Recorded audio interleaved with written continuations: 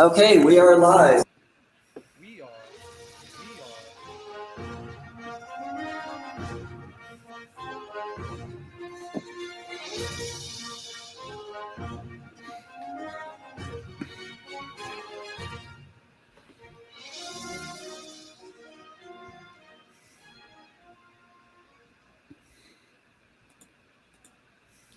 All right, ladies and gentlemen, welcome to the Mentionables Live.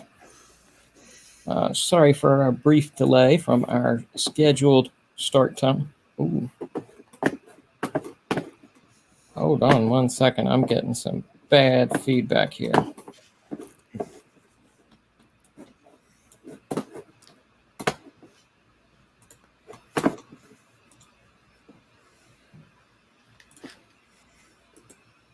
Oh, there we go.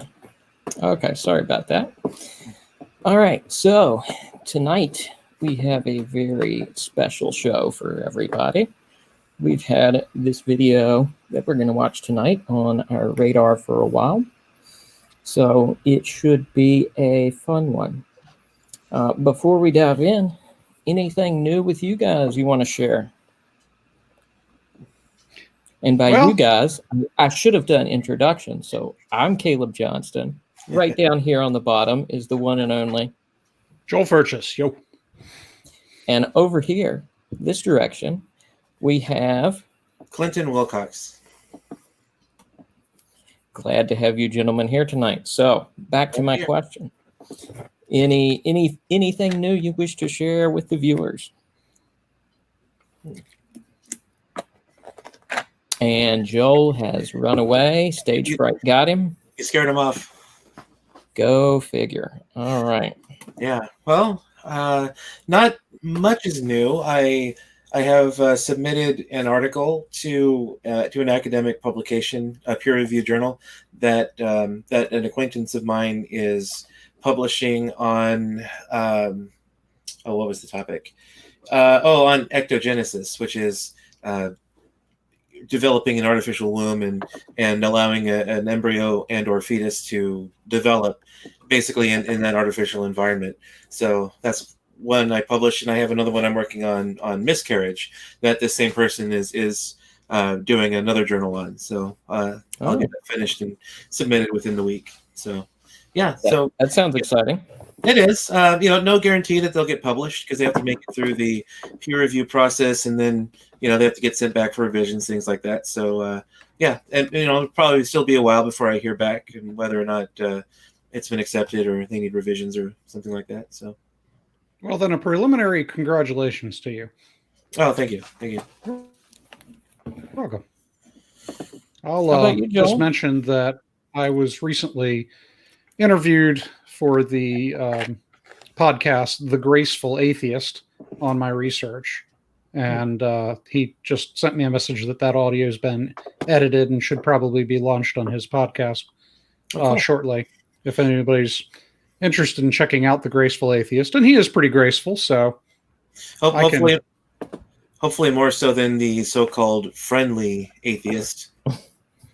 Well... his channel is almost entirely for interviewing people about their deconversion stories. So having me as a guest was, made sense given the context of that channel. Okay, so you were discussing your research on deconversion? That's correct. That's the only reason I've ever been invited on an atheist channel so far. Okay. Maybe later for other reasons, but are either of you gentlemen wrong? What was that? You broke up. She's active in the. I says, are either of you gentlemen familiar with Letitia Wong? Oh yeah, yeah. She's she used to do a podcast with Devin and Melissa Palou, and I actually called up as a guest during one of their podcasts. Yeah, I imagine you would, since their subject matter is along the same lines as what you do. Right. What podcast she's involved with right now, but they're inviting me on to talk about the guy from Hawk Nelson. and his deconversion story. John Steingard. Yeah, John Steingard. They're doing an episode talking about him, and they're inviting me on for that in the near future. So, yeah, he's sure getting a lot of mileage out of leaving the Christian faith. Well, if you think about it, Marty Sampson got the same treatment. Right. No. Yeah, I'm not necessarily saying that's a bad thing. Hopefully, all of these discussions with knowledgeable Christians will help him to rethink his leaving the faith. Yeah. So I could talk about case studies I've done of individuals who deconverted and then reconverted and kind of the process involved there, but that's not what this episode of the show is about. So we'll be getting back to that subject when we do part of the deconversion research. But yeah, it's not what we're talking about tonight. So yeah, and anybody who hasn't seen it, we've put a part 1 of a real lengthy breakdown of Joel's deconversion research. We had network member Steve Schramm on for that. So he does the Bible Nerd podcast. And not to be confused with a Bible geek. Right. Big difference there. Oh, okay. So does he talk about nerdy things related to the Bible or related to things in nerd culture? More nerdy in regards to the Bible. Okay. So, but we had a great time with Steve last week when he came on. It was a good show. It was pushing up on 3 hours. So, yeah. The episode, the version that I downloaded from YouTube, 18 minutes long. So clearly that was a mistake. Gotta redo that. Right. Yeah. So, but I think anybody who's interested in your deconversion research will find that episode very informative. We went very in depth. It was a great discussion. Yeah, one would hope so. That's the only episode of the show that I've taken 3 years getting ready for. Yeah. Oh, by the way, nice shirt, Caleb. Definitely very appropriate for the podcast. Thank you much. Appreciate it. Yep. This is one from over at, I believe, Jay Mindenwalt puts these out. Okay. So, picked up one over there. So check his stuff out for some cool apologetics gear. Maybe we could have him sponsor the podcast one of these days. That'd be nice. All right, guys. Well, today we're going to be talking about the Prophet of Zod. So I'm not super familiar with him. I've seen a few of his videos here and there. Well, he comes from Krypton, right? Yeah, exactly. Exactly. But he apparently also has a vendetta against the Christian God. So a lot of his content is anti-Christian or anti-apologetic, if you will. But he's done a few series of videos recently on questions for Christians. So he released one that was just a questions for Christians, questions to ask Christians. They were very street epistemology type questions for the most part. But more recently, just a few weeks back, he released 5 questions for apologists. And apparently we'll be watching those tonight and finding out a little bit about what his questions are. So we'll see how much of this we can make it through. You guys ready? Yeah. All right. In we go. So a few weeks ago, I started writing down a list of questions for Christians, because surprise, surprise, I do script my videos. And as I did so, I started to recognize 2 main types of questions emerging. Those that are more about the daily experiences of Christians, and those that are more about popular arguments for God. So last time I did the first type, but then this time, when I set out to do the apologetics one, I found my list splitting once again into 2 types of questions. This time between broad philosophical apologetics and apologetics surrounding the Bible. So once more, what was going to be one video turned into 2. So if you want to hear my questions about things like arguments from design and stuff, stick around today. If you want to hear my questions about things like the absolutely amazing number of New Testament manuscripts, come back next time. Or if I'm really, really lucky, maybe you'll do both.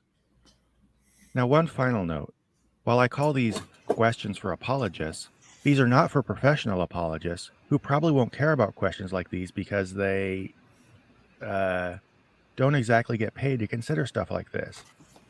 I envision these questions being posed to average everyday Christians who hear popular apologetics in passing and think things like, where did the universe come from without God, is a slam dunk against atheism. Hopefully. Okay, well, I think we're a little more sophisticated here than the type of Christian he's trying to ask questions to. Right, but why label it? Speak for yourself. Why label it questions for apologists? If That's true. If you're gearing it towards everyday Christians, why label it questions for apologists? You're going to get apologists answering these questions. Right. I think that there is a distinction in the mind of individuals such as this between your, what J. Warner Wallace would call your $1 million apologists versus your $1 apologists, and much as the three of us have done in the field, I think we would be considered, at least in the eyes of Zod over here, to be more along the $1 apologist line, dilettantes who, picked up on guard by William Lane Craig and now fancy ourselves to be sophisticated defenders of the faith, where we don't actually have 3 degrees and, have written 5 books apiece and, are on tour. Well, so what you're saying is we're the perfect people to answer this video. I don't know. It just kind of sounds like from his opening paragraph there that he's looking more for like the everyday lay apologist, like someone, because I don't think any of us think that this question posed here is a slam dunk against atheists, as if we don't think an atheist could ever possibly, bring up a rebuttal to that argument that would need to then address. So I don't know. Maybe he just worded it funny. We'll find out.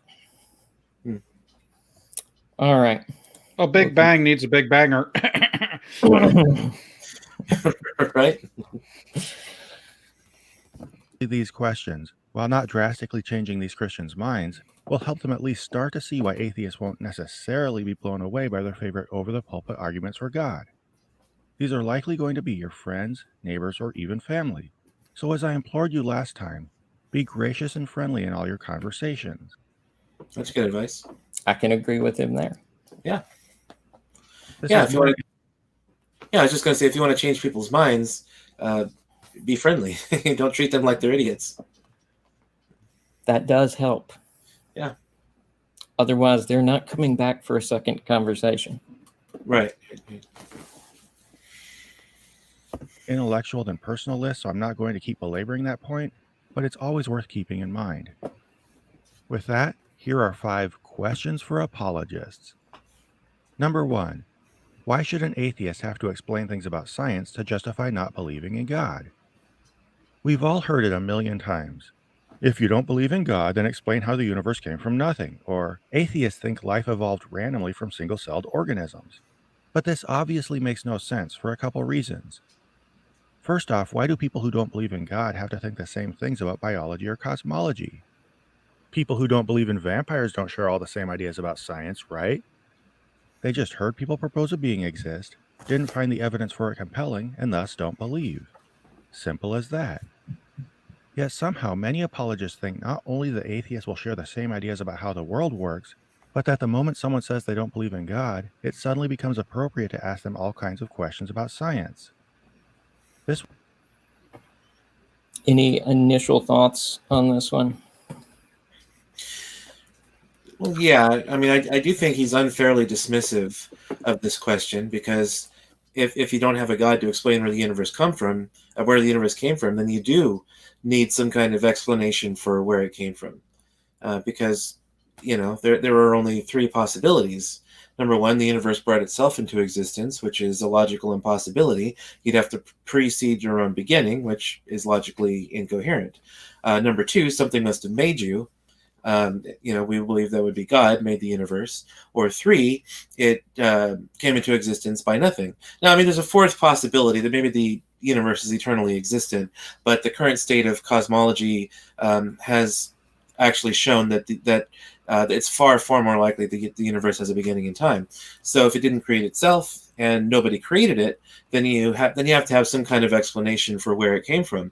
And now we also need to make sure we're not strawmanning the Christian argument either, because the Christian is not simply saying we have no scientific explanation for it, therefore the explanation must be God. We're saying that before the universe existed, nothing existed, and something cannot come from nothing without a cause. So this is not a science of the gaps or a God of the gaps type argument. It's an argument saying something cannot come from nothing without cause. So if there was no God that caused it, you have to have some kind of explanation for how it got here. Yeah, I mean, to reverse this, to understand the perspective he's coming from, I suppose we could say the same thing in terms of why would atheists think that every Christian has the same outlook and definitions and beliefs, so that they would come and say, you Christians believe that the crackers literally turned into the flesh of Christ when you put them in your mouth, or something to that degree, when obviously not all Christians believe that exact same thing. And he's saying the same thing with atheists, since they're going to share the same ideas of science, because atheist isn't a worldview in the same sense that Christianity is a worldview. It doesn't have, a unified set of doctrines or texts that they all, agree upon or anything like that. So, when you come to an atheist and say, you atheists say that blah, blah, blah, I think what he's trying to say is that atheism is more of an attack against a worldview than it is a worldview in and of it. So ask an atheist to define how atheists as a category would say, the world came believe or science functions, is a misunderstanding of what atheism is. And I think that's true. Atheism isn't a worldview. It isn't a cohesive set of beliefs. It's an attack against a set of beliefs, if you will. Well, I'm not sure I would necessarily agree that atheism is not a worldview. I would say that atheism is definitely a worldview because if you don't mind me pushing back a little bit, Joel, I think that atheism does require atheists to see the world in certain ways, because if you don't believe God exists, then no matter what flavor of atheist you are, there are going to be certain things that you have in common. Now, you might have different ideas about how the universe came to be, just like Christians have different ideas about how God created the universe. Did he do it in 6 literal days? Did he do it in what is it, like 3 or 4 billion years or something like that? So even Christians have different ideas about these kinds of things. So there are different flavors of atheists. Like you can be a naturalist, or you can be a Platonist, or whatever other flavor of atheist there is. But simply being an atheist means that all atheists do at least have some beliefs in common. Like, number one, God does not exist. And if God does not exist, then there are other sorts of beliefs that would necessarily follow from that. Well, I would say that atheism itself isn't a worldview, but things like naturalism or humanism or, different secularism or, different types of, like you say, flavors of atheism do, because those things provide standards and boundaries and a foundation for reason and things like that. Atheism as a category doesn't provide 10 commandments of atheism. There's no, holy text for atheism. It's just a broad category that covers things like humanists and secularists and other, foundations from which people can draw values and purpose and so forth. So would you say then that theism is not a worldview either? No, I would say that theism is not a worldview. It's a broad category that sums up particulars.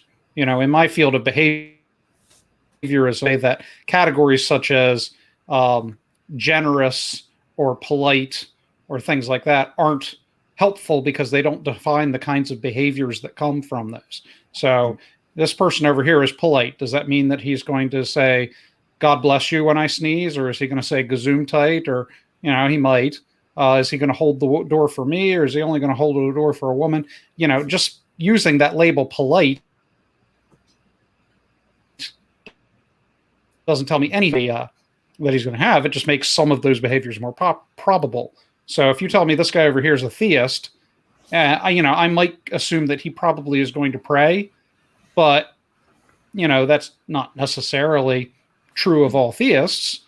If you told me he is a Mormon, no, not a Mormon, a Muslim, then it's more likely that he prays, and probably openly prays, because that's kind of part of the doctrine law. But you get what I'm saying. A broad category like atheists doesn't tell me anything about the behaviors of that individual.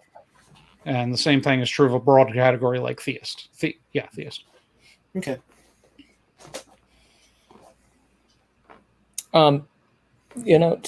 To bring up one other point too, I can sympathize a little bit with what he's saying, because I've definitely met those Christians who think the best thing to say after finding somebody's an atheist is, well, how do you explain that?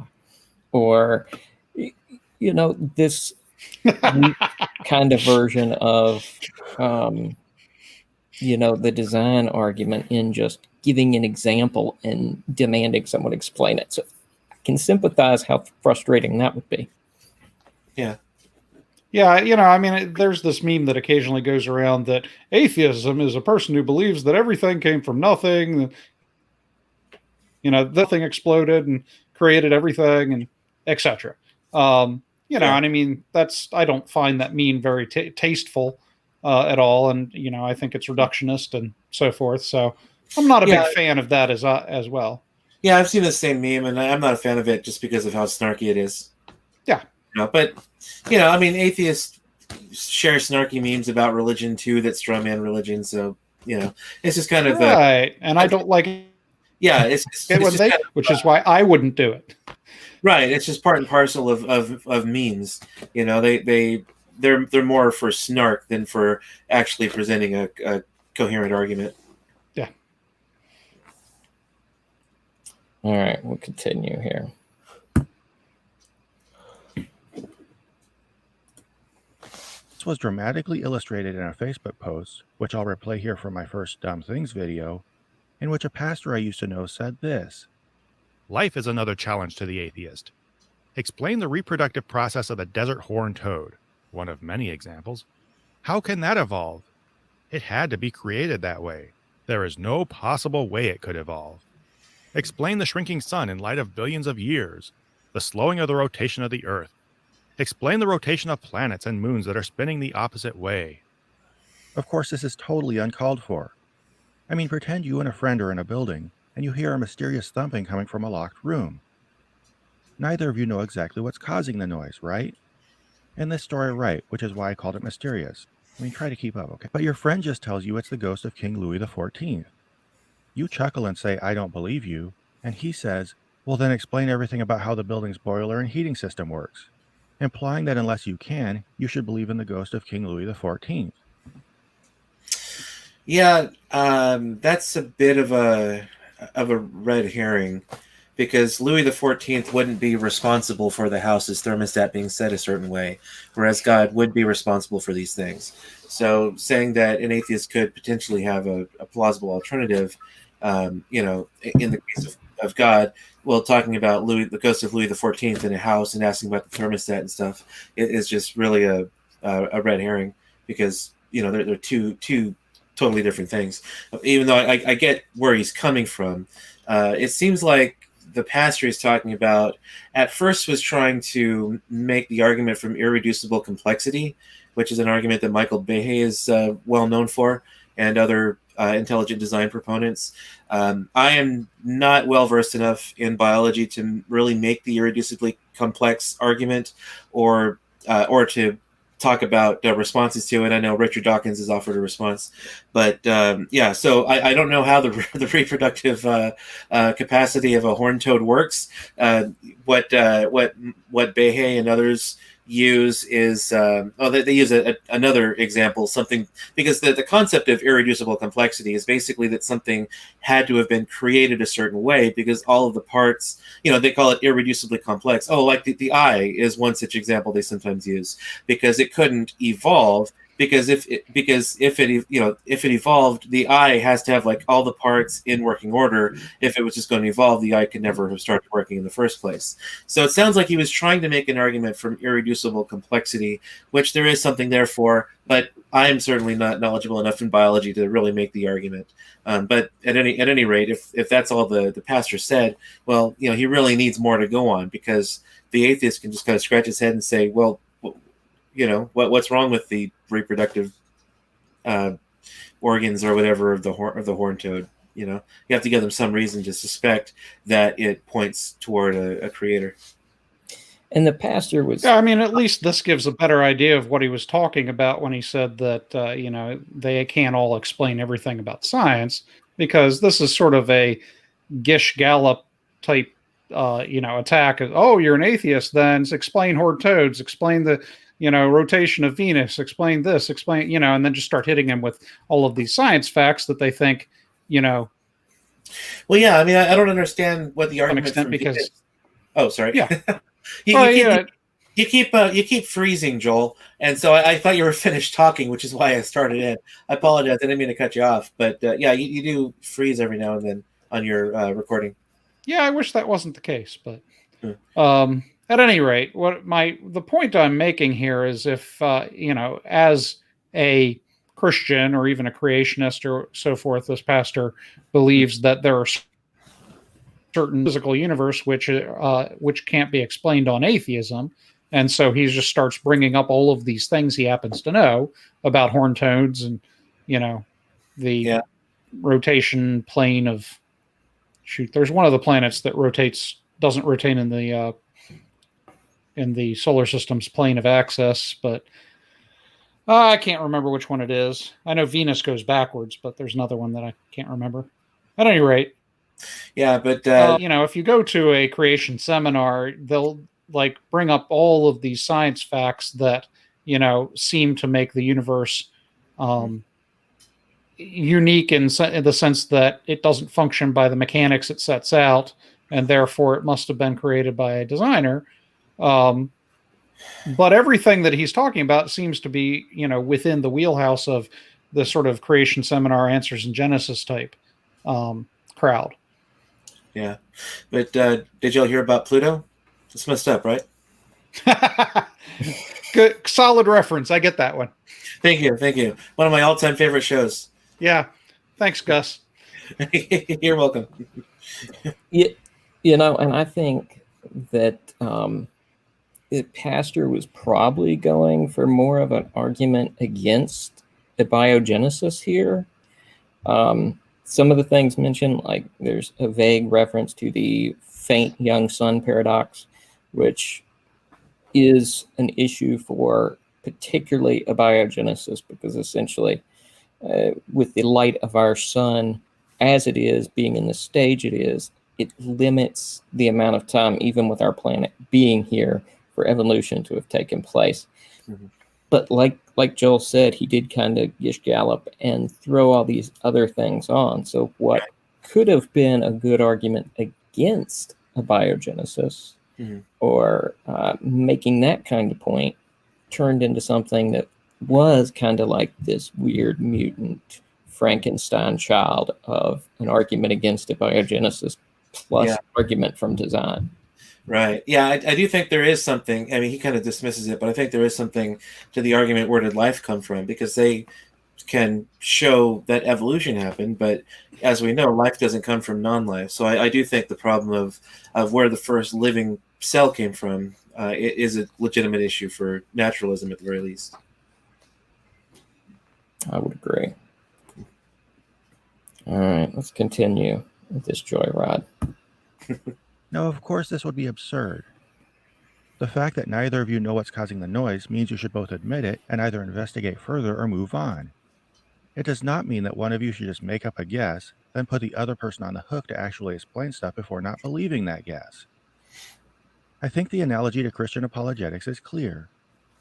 If someone tells you an invisible spirit being spoke the universe into existence, the next logical step in the conversation is for them to demonstrate their claim, not for them to suddenly start demanding you explain science for them just because you don't believe what they never proved. Number 2. Final thoughts? I think we covered that one fairly well as we went through. Yeah, I thought so too. Clear that he's really referring to more of a creationist crowd, and this is kind of the tactic that's almost taught by Ray Comfort, that you go in and you like hit them with all of these science facts that you happen to know and ask them, explain this, as if they could, Right. as if anybody could just off the top of their head. You'd have to get a specialist in the field to really dig in there and answer those questions. And because they can't answer them, this idea that if you can't answer a science question, therefore your worldview must be wrong. And I agree with him there. It doesn't follow. Yeah. That's true. Well, hey, we got to give him some credit. There's some good points. There's some red herrings. So, yeah. Let's see if question 2 gets any better. 2.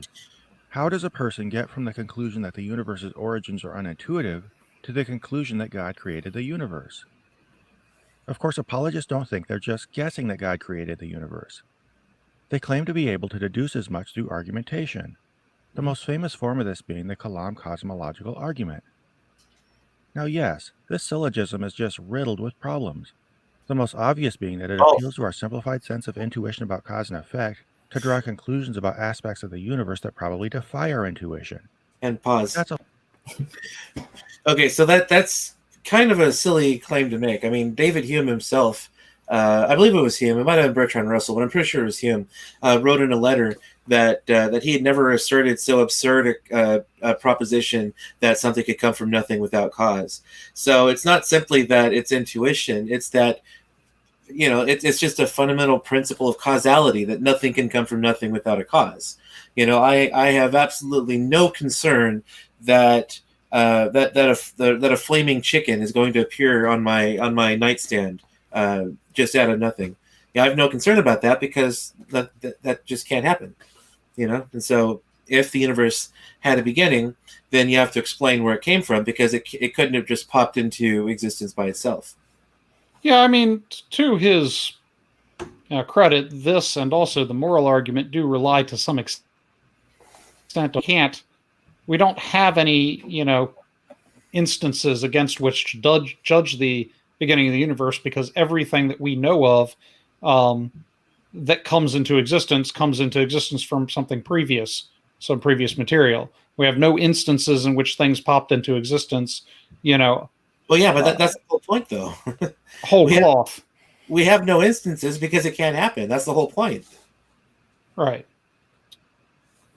So at that point, I'm trying to remember what it's called. Either something is dependent on something previous to it, or it's sustaining. I think you're thinking of the principle of sufficient reason.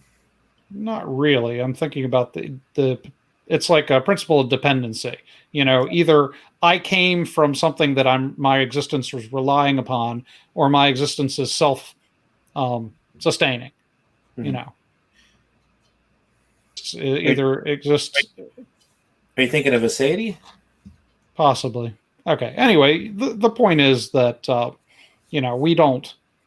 It's an intuitive argument. We can't say for certain that something can pop into existence from nothing because we don't have any instances of anything popping into existence without a prior thing.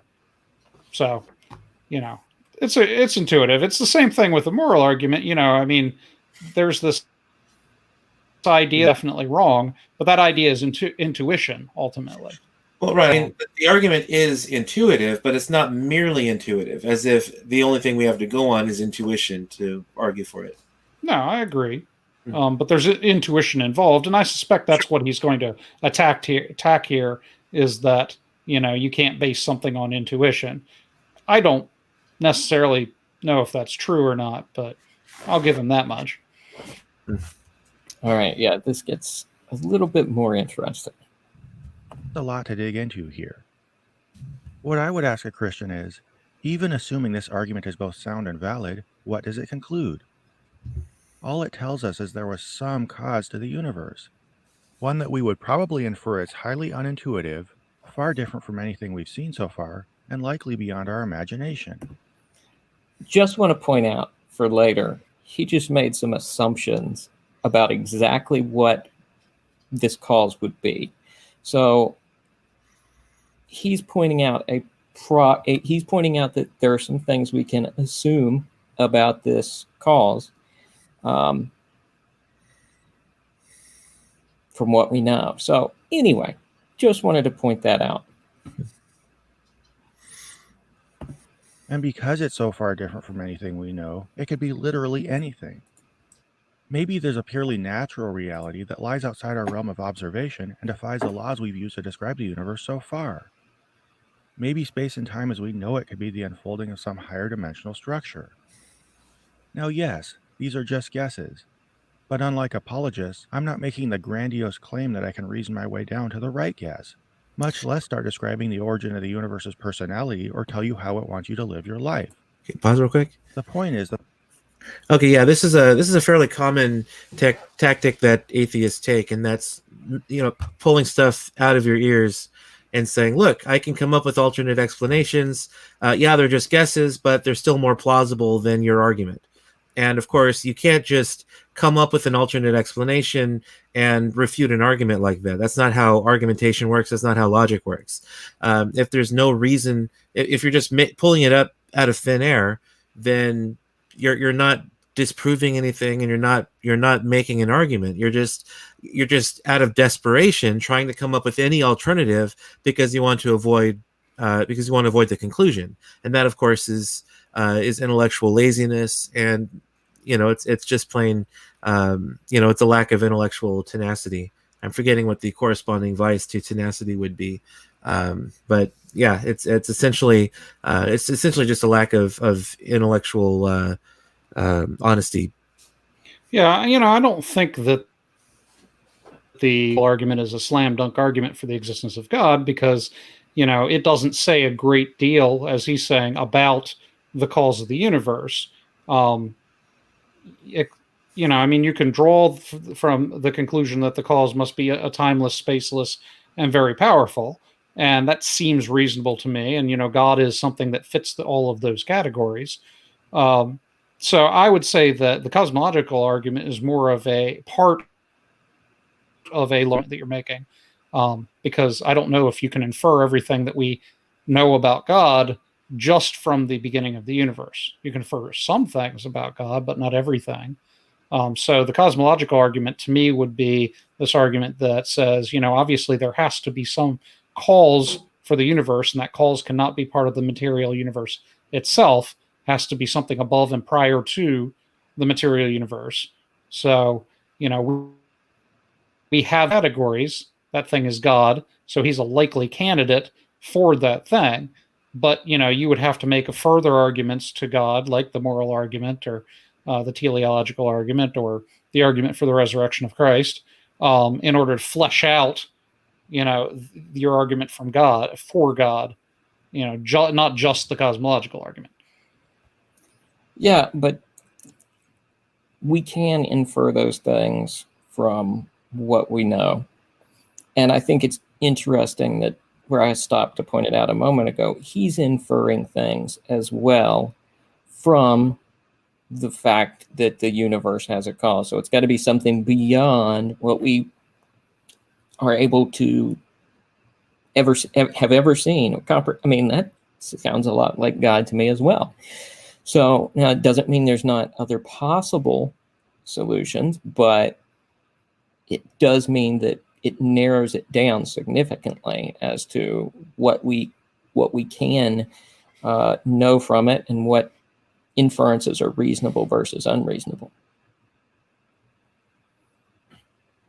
So he's actually going to play another apologist clip here up next. That the possibilities are endless, and we should recognize that whatever started the universe, if that's even an adequate way of describing the state of affairs, is currently so far outside our comprehension that using our intuition to even start arriving at an answer is jumping the gun. This is perfectly illustrated by the part of William Lane Craig's opening debate script that tries making the jump from the universe having a cause to God actually being that cause. There must have been a cause which brought the universe into being. Now, as the cause of space and time, this being must be an uncaused, timeless, spaceless, immaterial being of unfathomable power. Moreover, it must be personal as well. Why? Because the cause must be beyond space and time. Therefore, it cannot be physical or material. Now, there are only two kinds of things that fit that description: either an abstract object like numbers, or else a personal mind. But abstract objects can't cause anything. Therefore, it follows that the cause of the universe is a transcendent, intelligent mind. Thus, the cosmological argument gives us a personal creator of the universe. That's a pretty good summation of the Kalam. Yeah, well, I mean, the Kalam is Dr. Craig's bread and butter. But yeah, you always got to appreciate the brashness of a YouTube atheist trying to convince everyone that a professional philosopher is making a whole bunch of logical missteps in their argument. Now, you might think the argument is wrong. Clearly, Dr. Craig's being a philosopher. It doesn't mean he's automatically right, but it does mean that he's well trained in how to think and avoid fallacies. So, I don't even, because he's debated other philosophers, and I don't think any philosopher has tried to argue that Craig is making logical fallacies in this argument. They'll argue with the physics that he doesn't have the physics correct, which again, Dr. Craig usually does. Alexander Vilenkin usually comes to his defense after one of his debates, but they don't usually try to tag Dr. Craig on a logical misstep in his argument. But yeah, I mean, just notice that this guy here, I'm forgetting what he calls himself, the guy with the static head. Prophet of Zod. Oh, Prophet of Zod. All right, Prophet of Zod. Think Krypton. All right. Now I'm forgetting where I was going with what I was just saying. Prophet of Zod will say, well, yeah, Craig is making all these logical leaps in that if the universe had a beginning, it must have been created by God. But Craig isn't making logical leaps. In fact, you could actually sit down with a pen and paper and map out the logical steps he takes from getting to the beginning of a universe to God must be the creator. Now, the Kalam cosmological argument itself, we have to be clear, does not argue that God is the creator. All the Kalam cosmological argument establishes is that the universe had a creator because it had, that the universe had a cause because the universe had a beginning, and all things that have a beginning have a cause. So the universe must have had a cause.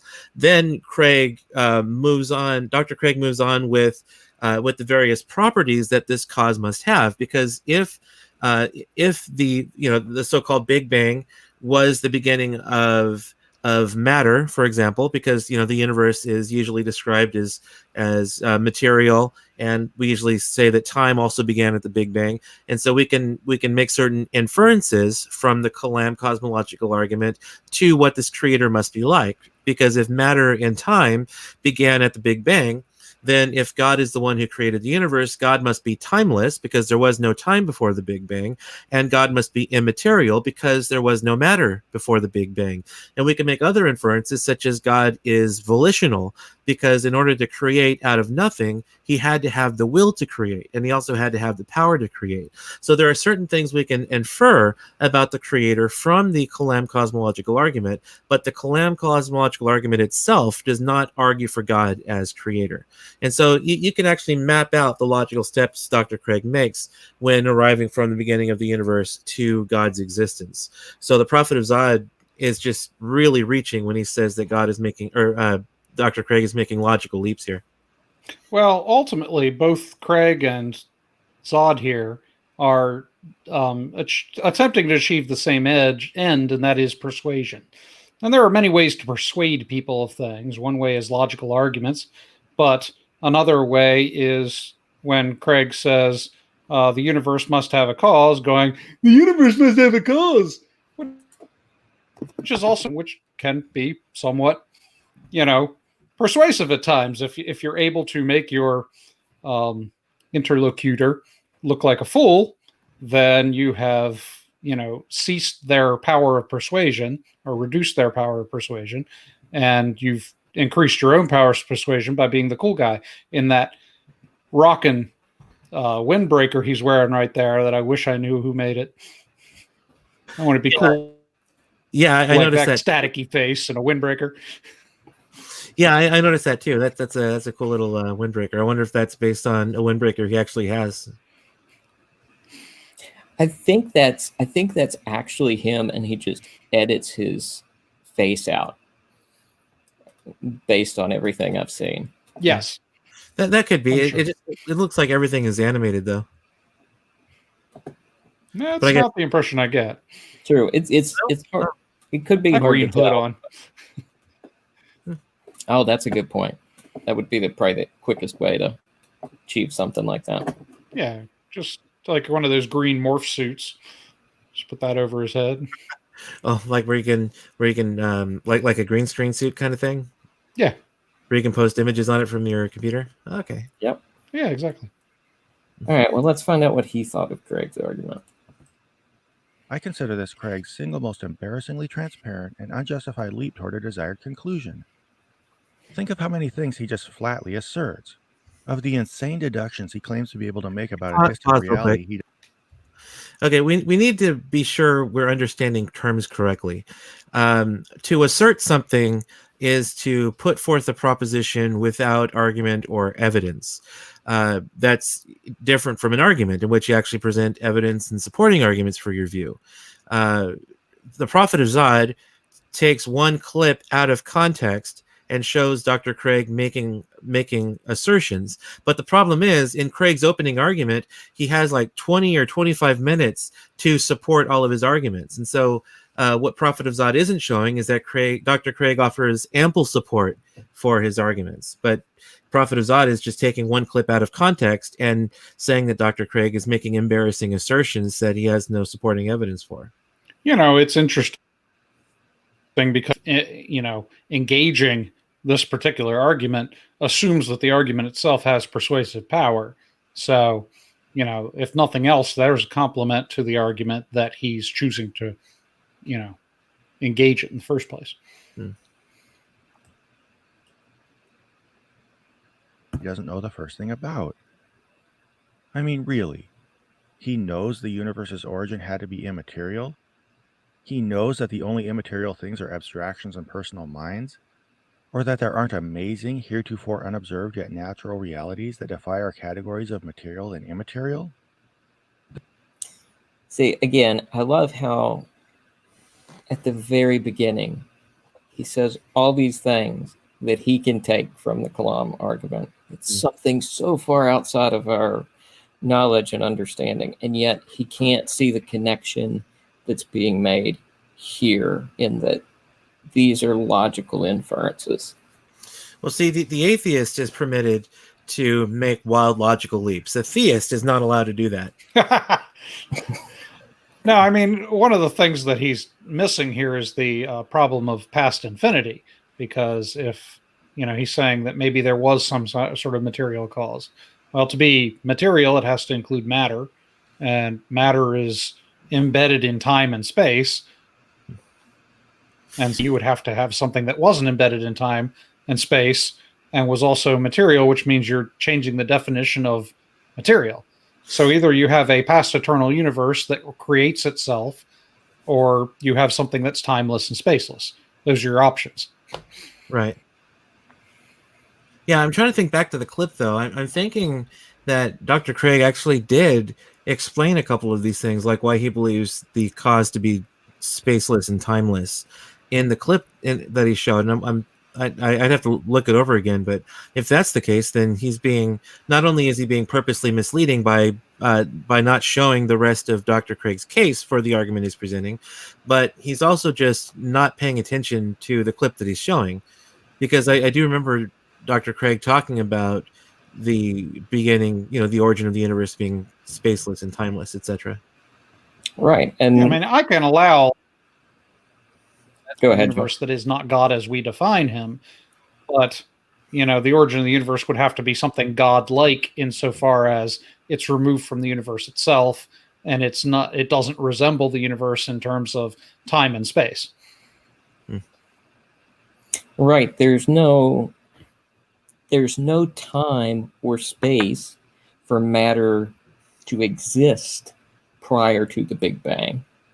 There's no time for it either, for any chain of event like the law of causation to play out prior to the Big Bang. That's why you have to have an uncaused cause. So that's one reason we get to this point where we have to look at, well, time, space, and matter originated at the same point. So time, space, and matter simultaneously came into existence. And that's how Dr. Craig gets to this being timeless, spaceless, immaterial, and of course, the being has to be volitional, as he says, because if the being has no desire to do anything, then there's no reason to create time, space, and matter. So it's a choice to actively do so.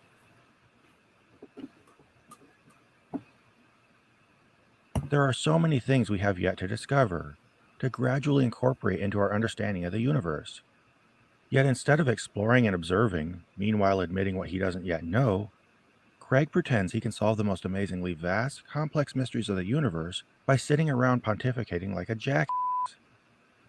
I got off on a rant there, but I think it's worth using the audacity of Craig's assumptions as a cautionary tale for Christians. Watch Craig over and over in that clip.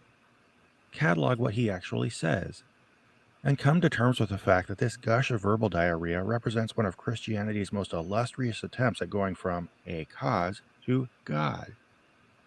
Based on this, I would ask Christians, do you really feel qualified to jump to these kinds of conclusions?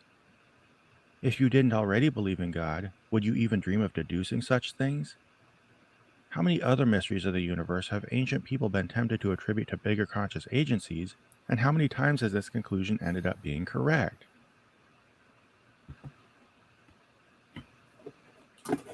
Yeah, I don't feel qualified to make those statements, but also I don't have like 4 doctorates from 3 countries and 6 different languages. Right. Yeah.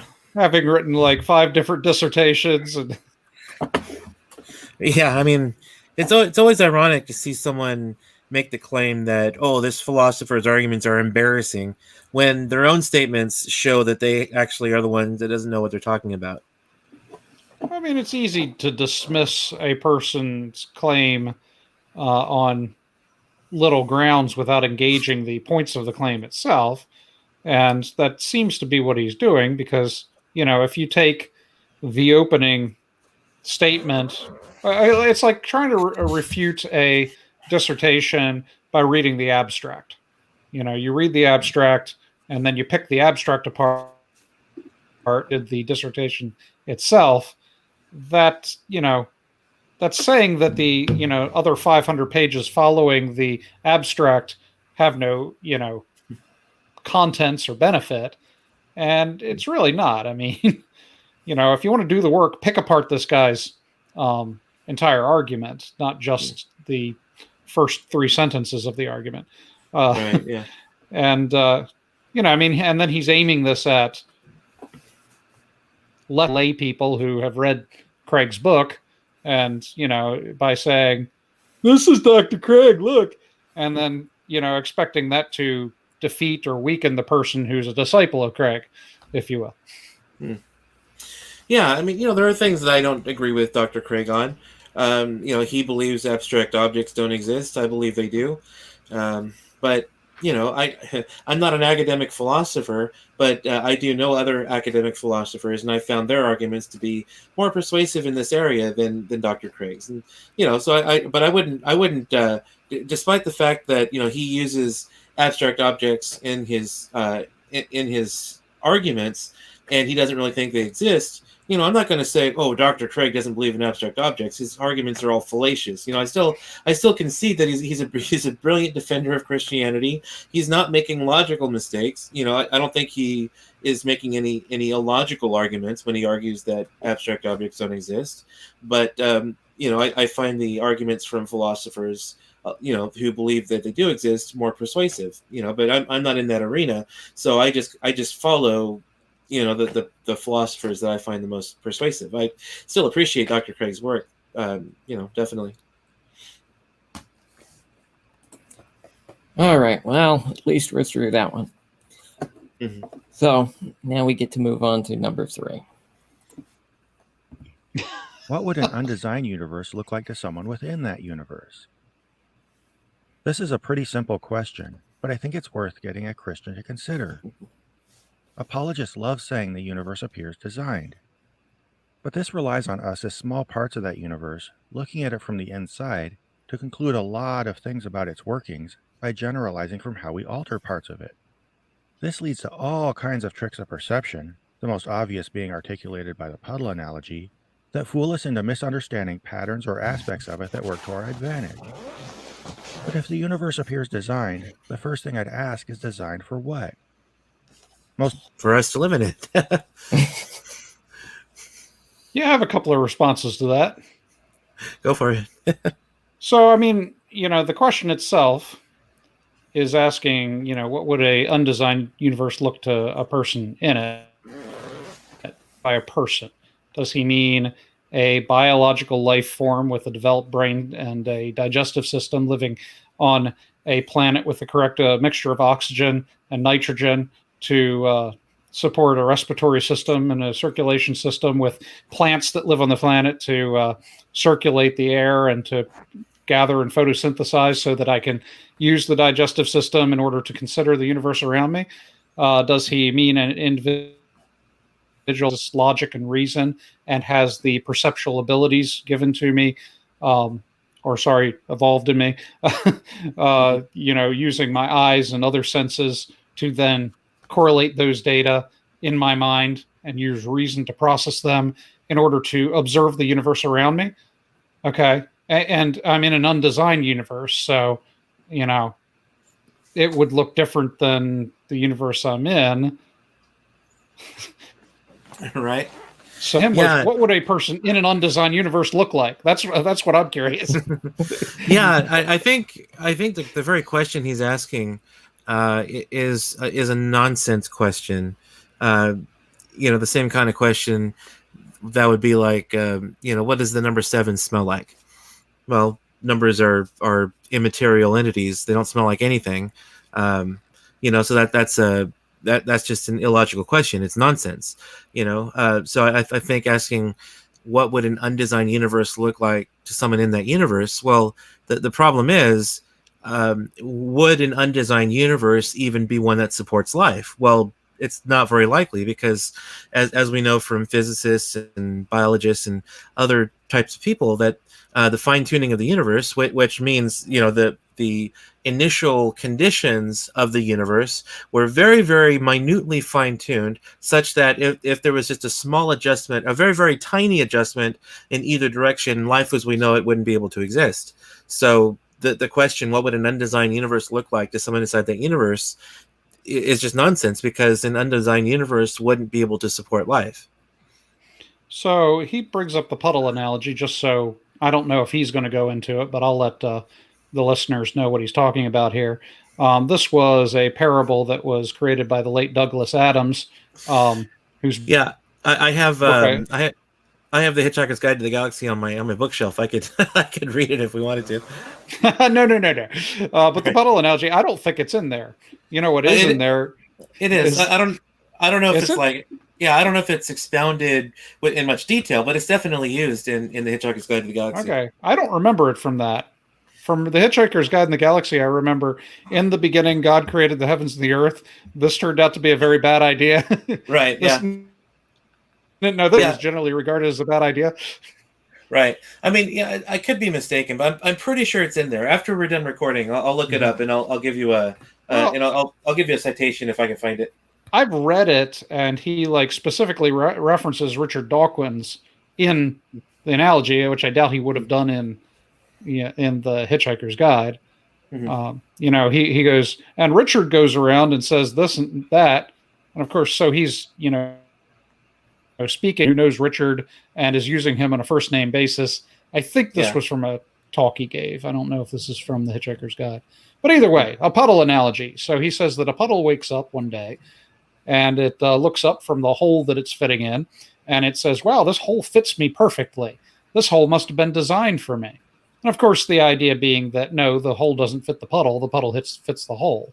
And so, when I, as a biological being, look around at this world in which I exist and think, well, this world is perfect for me, it assumes that the world around me was designed for me versus I just developed within a world that I fit. Now, I get that analogy, and I think it makes some valid points that need to be addressed. But I don't think that it works because it only takes into account the physical and biological nature of what it is to be taken into account is the volitional nature of human being, insofar as there's not a single one of us that rolls over in bed and thinks the world's perfect. Every single one of us looks out from our eyeballs at the world around us and think there's something wrong out there and that they wish the world was better than it was. Now, if I had developed in this little hole as a puddle, this would be the only world I would ever know. Why would I have this pervasive feeling that there's something wrong? This world doesn't fit me? And that's exactly the case. There's not a single person out there that says this world fits me. It's perfect for me. They want more. They want something different. There's something wrong with the world. It's the reason that the problem of evil is the most persuasive argument in the atheist bag, is because we all agree there's something wrong with the world, which makes the puddle analogy bad in my eyes. Yeah, and so the puddle analogy basically analogizes the anthropic principle, doesn't it?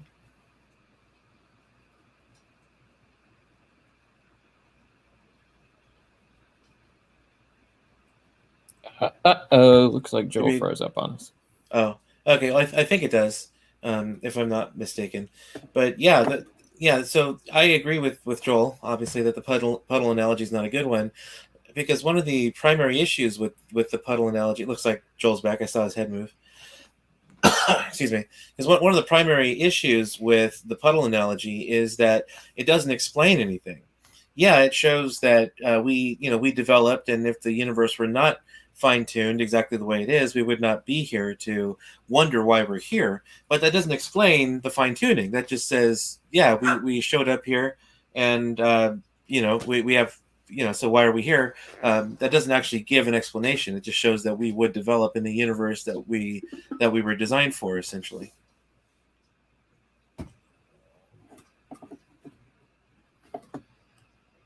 All right, let's see how much further he goes in. Most often, the answer will be for life. But as we've all heard, that's the answer you gave, I believe, Clint. Wait, I'm sorry, I missed that. I'll rewind a few seconds. He had, when we left from the clip last time, you said the universe was designed for life, and that's what he goes into. Most often, the answer will be for life. But as we've all heard 1,000 times, practically the entire universe would instantly kill us. And we even have to struggle to survive on the small portion of our own planet that's even remotely hospitable to us. All of this is irrelevant, On top of that, since the modern Christian version of the designer is all-powerful and created everything from scratch, we must acknowledge that for every solution he designed, he also designed the problem. For example, before God fine-tuned the earth to provide us oxygen, comfortable temperatures, and food, he first created us specifically so that we'd die without them. Does that make any sense? Actually, yeah, it makes perfect sense. Because, what could we possibly have been created with that we would not die if we were deprived of? Because our bodies require some sort of energy source. If instead of consuming food for energy, we had to open up a compartment on our abdomen and shovel in coal to keep the fire burning, well, without that coal, we'd die and cease to function. So what kind of things could we possibly be created as needing that it would not be a deprivation for us to be deprived of it? Yeah, so it seems like he's saying that in order to be a special creation, we need to be able to function with or without the environment around us. So that you can't have it both ways. You can't have an environment that sustains life and life that sustained, to be a special creation of God, I suppose we would have to be able to function under any and every condition, or I don't know. I don't know what the or is. He's created a universe that fits the individuals within the universe that fit the universe. So they're both kind of codependent. Yeah, and this whole idea about only a very, very tiny portion of the universe is hospitable to life is just irrelevant, because we weren't created to live on any other planets. We were created to live on Earth. So it doesn't matter how big the universe is. We believe, the Christian conception of God is that God is a creative God. And so, even the scripture talks about how the stars and, the planets and everything were created for a purpose. They give us our seasons and things like that, but they also display the power and the creative nature of God. So when we look up at the universe, even the universe itself cries out that there's a God because of the wonder of it. And so the sheer size of the universe, even though most of it is inhospitable to us, and even though we'll probably never create any sort of technology that could feasibly get us to another galaxy, it's all irrelevant, because we do live on a planet which was created to sustain life. And so the fact that there are other planets inhospitable to us and other parts of the world which are inhospitable to us is not really relevant as a response to the fine-tuning universe, especially because all the fine-tuning does is talk about the initial constants of the universe. It doesn't actually talk about design. He's confusing fine-tuning with something like William Paley's watchmaker argument. I don't agree with this assertion that the biblical position for human beings, that human beings are something special and that God designed the entire universe for the purpose of human beings. God designed the universe for him. And to some extent, he must have designed humans for reasons of his own. He didn't design us for the sake of us. There must have been something within God that allowed, or, that made him decide to create for whatever purpose. So, Well, go ahead. I was just going to say, I don't think these are necessarily mutually exclusive. That because Genesis 2, I think, or maybe Genesis 1, talks about how the stars are used for seasons and for navigation and things like that. So they do serve a utilitarian purpose for humans. But I also think that that if God created a universe for us, that doesn't necessarily exclude that God created the universe for himself as well. Because I do think that we are special in some sense, and that God wants us to enjoy his handiwork as much as he himself enjoys it. Well, as far as signs and seasons go, I'll respond to that a bit. If you think of the context in which that was written, it was written in the book of Genesis, in the Pentateuch, in these writings and sermons that were being given to people who are coming out of these Semitic cultures.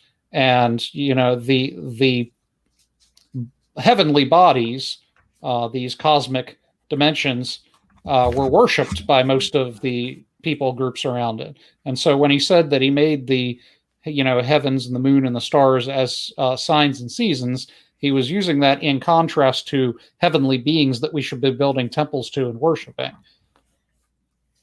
Because everyone could tell north and south from the stars, and you could tell the course of the year by the movement of the constellations and so forth. So that was common knowledge, but then they also worshiped those things. So I think that stress on signs and seasons had Freudian slip. right over that one.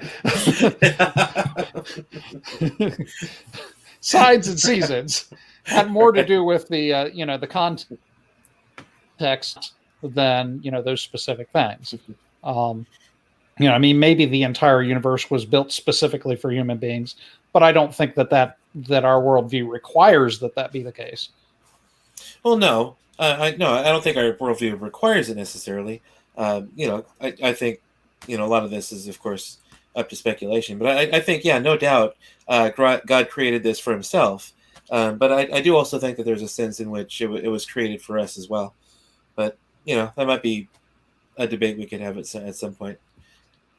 I mean, we still have a couple more questions to have to get through too. Yeah, and there seems to be this idea that a lot of atheists tend to carry around that seems to be that, well, if God is perfect in every way, he should have made us perfect in every single way.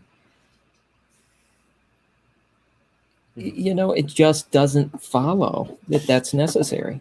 Yeah, in fact, I might even argue, following again William Lane Craig, that it's not even possible, because if you're creating something, engineers understand this too. That if you're going to design something for a specific purpose, it's going to suffer in other ways. If you design something that for example, if you design something with wheels, there's going to be certain terrain that it's not going to be able to drive over.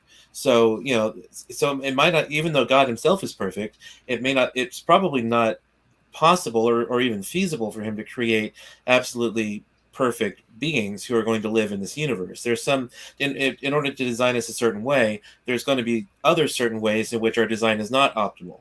We can't breathe underwater. We can still swim. So, some people enjoy swimming, but we can't breathe underwater. So, if you go swimming, you're essentially taking your life into your own hands, because you can't breathe underwater.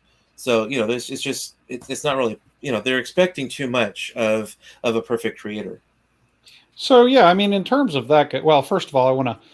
This is going to bug me if I don't say it, but in terms of the to beat a dead horse, the times and the season thing, that probably had more to do with defeating astrology than anything else, because all of the nations around were using the stars to tell the future and to tell fortunes.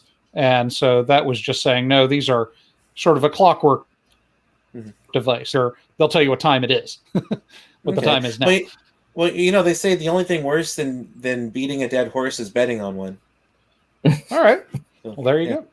All right. And then to address that point for a second, I mean, if we're on the outer edge of the galaxy, if we were further toward the center of the galaxy, the amount of cosmic radiation that would be produced and that our bodies would have to absorb on a regular basis would be much higher. So we're in a really good position to, for our own health benefits. And then the type of star that we're around also has the perfect amount of radiation, so as to not override our system. And it just so happens to be emitting the kinds of light and radiation that support plant life. And without plant life, life in itself wouldn't be impossible, because plants actually gather and store and concentrate solar radiation in a form that other life forms can then take into themselves and then live off of. Without plant life itself wouldn't be possible, except for maybe on the microbial level, but certainly not on the complex level of other animals. And then, of course, we have first order and second order plant animals, being herbivores and carnivores. Carnivores have to eat herbivores because herbivores are storing this plant energy in their cells. That's why you and I don't really ever eat carnivorous animals. We only eat plant-eating animals because we need that second degree energy from them. Now, we're in a great position, relative to the sun, in order to get the exact amount of heat without being too hot or too cold. We're in the Goldilocks zone, but we still face this problem of bombardment from debris from the outer edge of the solar system, and from the Oort cloud between the stars.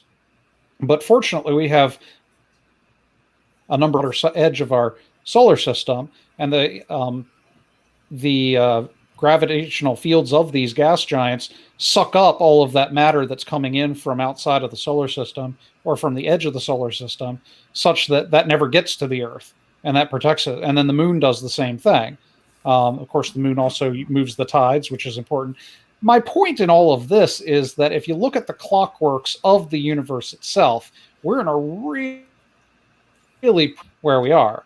You've got astronomers that are constantly looking for other planets in the Goldilocks zone, and that's okay. But unless they had those giant gas giants on the edge of those solar systems, and they were in the same sort of position we are in the galaxy, other things would damage the life forms, including bombardment from debris outside the solar system and the cosmic radiation being sucked up by that planet. So, very unique spot. Yeah. I wouldn't mind doing one of these shows just on astronomy. It's a really big hobby of mine, and And who else? Well, and you too, obviously. But I'm just saying, yeah, I wouldn't mind if we did a show like this, because all this stuff about astronomy I find very very fascinating. We'll have to put that one on the books. Yeah, and as I've learned from watching Star Trek, there's a big barrier at the edge of the universe, or the edge of the galaxy, that you have to pass through. Are you going to watch Lower Decks? Well, yeah, only so that I can complain about it competently. I mean, I could teach a whole class on why on why everything from Star Trek 2009 and on is not really Star Trek. Like I could write a dissertation on it. I could so yeah, don't get me started on that, because I could talk for hours on that. All right, So just have to say, I will probably watch Lower Decks and the new season of Discovery, because number one, I keep hoping that I'll be wrong about them and that they will actually turn out to be good. I have very low expectations, especially from what I've seen, because all joking aside, I've tried to watch Rick and Morty. I think it's dumb. It's poorly written. There's a lot of flubs that they don't even bother to do retakes on, and it's just I just don't care for the show. And Lower Decks is made by one of the writers from Rick and Morty, so I don't see myself being able to enjoy Lower Decks. But I will watch it, because if I'm going to complain about it, I need to actually watch the show so I can actually know what I'm talking about. Look at Caleb up there trying to move the show along. I noticed that too. Caleb's trying to reel us back into the topic. And then I just gave up, because there was no going back. Sorry, like Joel, it would have bothered me if I didn't finish that train of thought. So we can go back to the Prophet of Zod now. If you That's want. all right. That may have been better than what the Prophet of Zod has to say. It could be. Is it all? Why would he build us with unnecessary vulnerabilities that he actually had to imagine himself and then adjust the universe to accommodate them? Already talked about that. This self-defeating design process is also illustrated by a point I've made before, which is that an antelope only had to be intelligently designed to escape a cheetah because the cheetah had been intelligently designed to chase the antelope. So proposing that God designed the universe leads to more problems than it solves, painting a comical picture of someone who repeatedly undermined himself in totally unnecessary and illogical ways. So considering how weird and convoluted the design of our universe is, I would challenge a Christian to consider what any undesigned universe would look like, especially to beings who lived within that universe, had adapted to it, and were used to its workings. Hopefully, doing so might get a Christian to recognize that. Okay, so regarding the design, we already talked about that. If you design something in one way, it's going to be suboptimal in other ways. So that's why a perfect creator wouldn't be able to create something that's altogether perfect, because especially on Earth, you have a bunch of different ecosystems. So there are going to be certain areas of Earth that are inhospitable to humans, especially if God is the creative type, which Christians believe that he is, and he wants to create a diversity of animal life on the planet. He's created oceans and placed oceanic life in the oceans. So so it's just God being creative, and humans can't breathe underwater, so we don't go and try to submerge ourselves without protective equipment. Just like astronauts don't go into space without protective equipment, because we know that you can't survive in the vacuum of space. Now, regarding the animals, this is a whole different ball of wax, I guess you could say, because number one, animals are not they're not they're not made in God's image, and so they don't have the same intrinsic value that humans do. So the fact that animals were made to attack each other is not really an argument against Christianity or against God's design. In fact, this was actually one of the things that brought me into the old Earth creationist camp when I used to be a young Earth creationist, because William Lane Craig had a talk that he did about the ecosystems and how animal death is required for certain ecosystems, and so animal death had to precede the fall because these ecosystems were set up by God, and so this isn't really a problem for God as designer.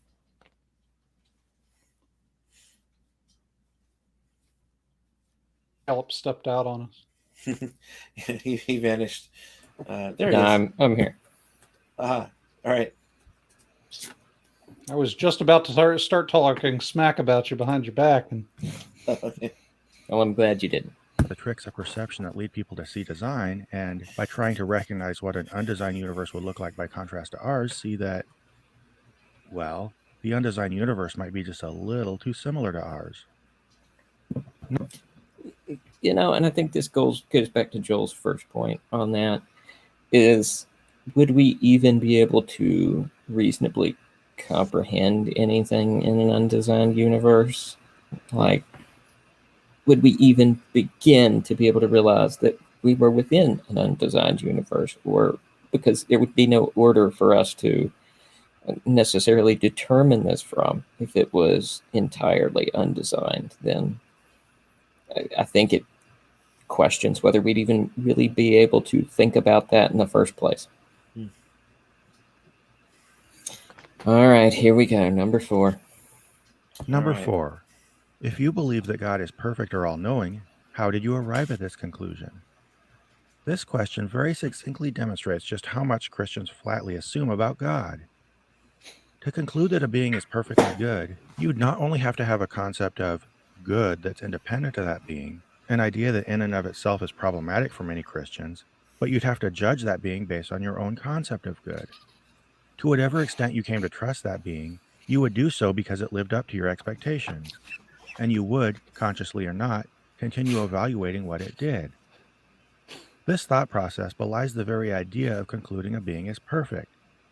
In fact, I'd say that even forming a complete and consistent ideal of perfect good by which to judge this being is not only impossible, but pretentious. Yeah. So I think we need to define some terms here, because what does he mean by perfect? He seems to be talking about perfect in a moral sense, and if that's the case, then all we need to do is just point to the moral argument that if there is such a thing as objective moral duties, then there has to be something outside of humanity which grounds these objective moral duties. Because if there was nothing outside of ourselves, then morality would just be subjective. It would be up to either the individual or up to the society in which the individual finds himself. So if morality were up to humans, morality would be subjective. It would be subject dependent. But if morality is objective, which we can show that it is, obviously we think it's always wrong to rape, we think it's always wrong to torture people for fun, etc., etc. And if there is anything that is always wrong, then morality is objective. So if morality is objective, there must be something outside of humans that grounds that objective morality, and that's what we think of as God. In fact, C.S. Lewis takes it a little bit further in that there is such a thing as the moral law. Not only do all humans have intuitive knowledge of morality, there are certain things which we all agree are wrong, and not up for personal opinion. But we can also look back in societies. All civilized societies have had certain rules, certain laws, and they have certain laws in common. That number one, they all believe that you should not be selfish. Now, they might disagree on the application of these moralities. They might disagree on who you should be unselfish toward, or they might disagree on what counts as murder. The ancient Greeks had legalized infanticide, which we consider to be murder, but they did not consider to be murder. But they still believed that murder was wrong. They just did not apply that to infanticide. So all civilized cultures have had certain laws in common, even if they disagreed on the application. So we can see that morality is objective. And so if morality is objective, if there is such a thing as the moral law, then there must be subjects who are subject to that law, that would be us, and someone who is in a position to not only establish the moral law, but to also hold humans who break the law accountable. Just like we have us who are subject to the laws of the land, and there are police officers and judges who, or not, well, they hold us accountable, but we also have lawmakers who make the laws. So we have lawmakers and we have those subject to the law.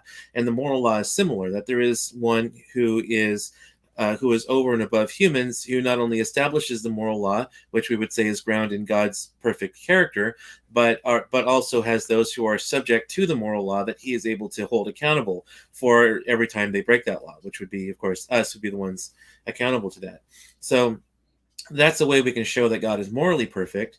But I'm not sure, if he just means like perfect as in like lacking nothing, well then of course we can show that, number one, there are two different kinds of revelation that Christians consider. There's the natural revelation and revealed revelation, or I'm blanking on the term for it, but there's the natural revelation and then the revelation as revealed by God, given to us by God.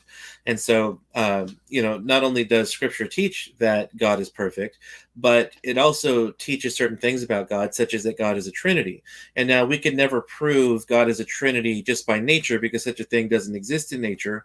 But now that we know, based on revealed Scripture, that God is a Trinity, we can think, well, that actually makes sense, because we conceive God as perfect, which means that God must be lacking nothing, which means, first of all, God must not lack companionship. He didn't create humans because he was lonely. Well, he had the other persons of the Trinity to which to commune with. So God was not lonely. And we also know that God, from Scripture, that God is love. Well, love is not selfish, which means that there must have been other persons involved in the loving relationship before he created humans, which is the other persons of the Trinity. So, there are ways we can show that God is perfect. It's not just something that we assume. Yeah, and I think this whole issue misses the nature of morality and God as well. The problem is that, as you mentioned, morality has to be grounded in something, and it's grounded in God's very nature. If God were an evil being, if that's even possible, then evil would be good and vice versa. Well, Stephen Loth, it seems to think it's possible.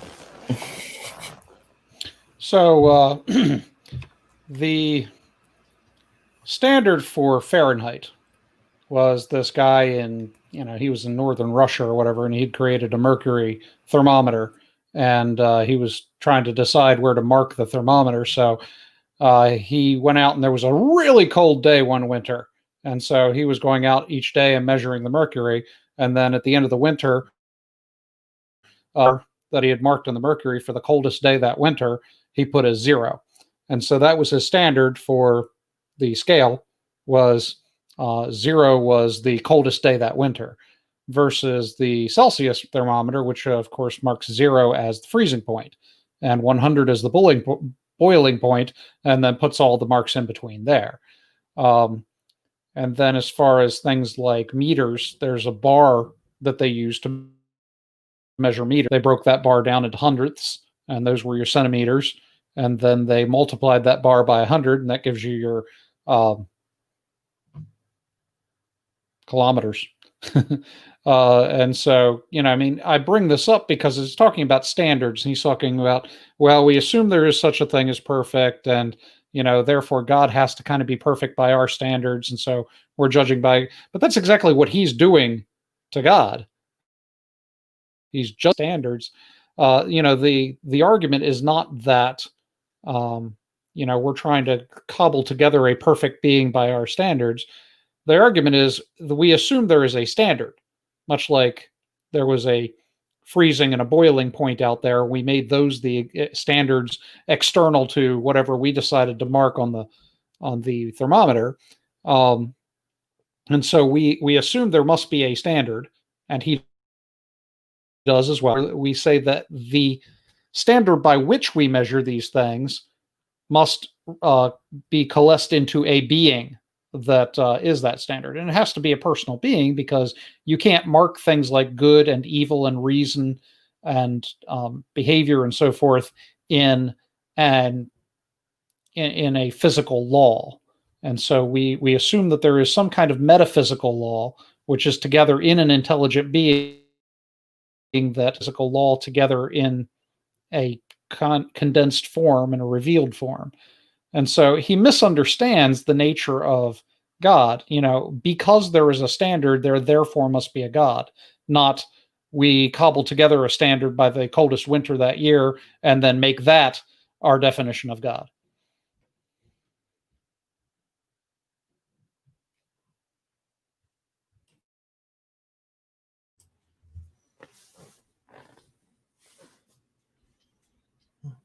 Try describing Caleb, your mic was muted. We didn't hear what you said. Oh, my bad. I said that we'll go ahead and let him finish his point so that we're fair to him. Maybe he's saved the best for towards the end of this question, Right. but form of perfection in any level of detail. In the course of trying, you'll probably end up changing your mind, running into paradoxes, and generally just arriving at a lot of uncertainty, right? That's understandable because we're just human, and perfection might not even exist except as a vague abstraction that quickly becomes paradoxical. Yet for all their claims to be fallible, fallen, imperfect, limited beings, Christians consider themselves amazingly astute at recognizing perfection when they see it. The problem with determining that God's all-knowing is even more daunting. Unless you know everything, how can you determine whether someone else does? If there were something God didn't know, how would you know it? And how would he know he didn't know it? In the end, how can you distinguish between something that's super smart and knows like a bazillion times as much as you do, yet is still finite, from something that's actually all-knowing? Hopefully, by getting Christians to see how difficult, even logically impossible it is to actually reach these conclusions about a being, you will get them to recognize that they've just assumed God is perfect because other people told them he was, and they grew to feel it was virtuous to think he was. Okay, so yeah, we didn't really touch on the question of God's omniscience yet. We just focused primarily on how we know God is perfect. And, again, we need to make sure we're understanding terms correctly, in that omniscience doesn't specifically mean all-knowing, because there are different types of knowledge, and there are certain things God doesn't know. For example, God has never had sex, so God doesn't know what it's like to have sex. That's a different kind of knowledge than what we're talking about here. We're talking about propositional knowledge, meaning that God God basically knows all true propositions. That's usually what Christian philosophers mean when they say that God is omniscient.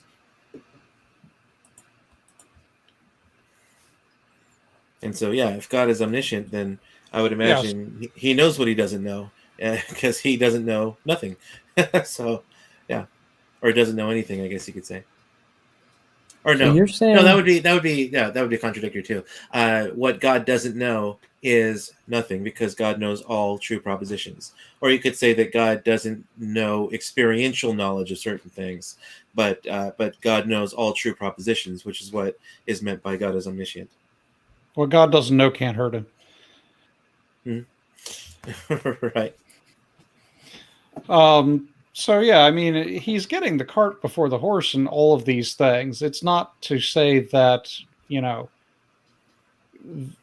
God must be all-knowing just because. We're saying that if there is a God, it would be the kind of thing which is all-knowing. Not that, well, there is a God, he must be all-knowing, but all-knowingness is part of what being God is. This is not us imagining a thing and then making that thing what it is. It's definitional. God is by definition all-knowing. Yeah, that's a good point, because I was actually about to say, this really isn't something I've given much thought to, like how we know God is omniscient. But no, you're right. That's a really good point, in that we would say that, if we want to talk about modal logic, God is he is, what you might say is he's the greatest possible conceivable being, in that God has what they say is all great making properties. And because he's a maximally great being, he has all great making properties to their maximal extent. So he has all knowledge as well. He knows all true propositions. So that's one way we can show that God is omniscient. But I think it also kind of makes intuitive sense too, if you think about it, because God created the universe, and he created every individual human being. So it just seems reasonable that if God created all these things, he would know everything about them. So it just seems like God's omniscience would be true at an intuitive level as well. There's this argument that's brought by things like Heisenberg's uncertainty principle and Schrodinger's cat illustration that, quantum sequences, probabilities, condense or determine themselves once they are observed by an observer, and then people will take that of quantum physics and use it to develop things like the book The Secret. Are you guys familiar with that at all? I'm afraid so. Okay, so The Secret basically states that if you envision a thing hard enough, that thing will happen because you are the observer and you're causing this thing to happen by condensing the quantum states or whatnot. Now, I think that this is a misapplication of the uncertainty principle Ender's Cat illustration, but you could say that if there is a mind that is totally aware of all things at all times, that yes, there is an observer that's collapsing the quantum state into things. And so you could make a argument for a universal observer using these features that are often, from quantum physics, which are adopted into New Age beliefs sometimes. And that's been an interesting mental project to think about, even if it doesn't really, utilize those particular principles of physics in the correct way. That's an interesting thought. I'm going to avoid further commenting on the secret law of attraction or any of this New Age stuff to avoid taking us down another rabbit hole. But I think another that's an interesting point. Yeah. Right. Are you late for a very important 15 another episodes each episode? Right. All right, guys, you ready for this one? Last one. Morality fundamentally different.